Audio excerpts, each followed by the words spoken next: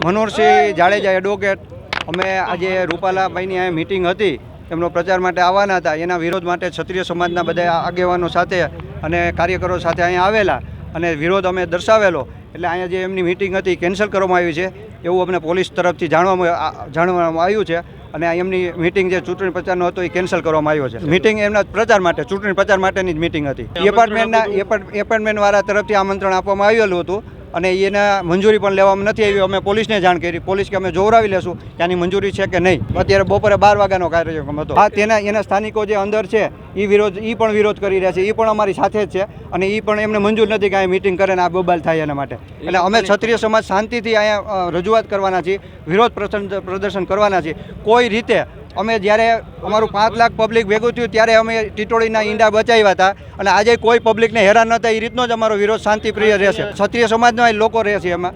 એ પણ આ ના પાડે છે કે ભાઈ અહીંયા તમે શાંતિથી રહેતા હોય ત્યારે અહીંયા હું ન કરો, પણ એક બે ડાભુરિયા આવું કરે છે તો એના વિરોધ પ્રદર્શન કરવા માટે અમે આજે હવે એનું નામ અત્યારે અમને એક્ઝેક્ટ નથી મળ્યું.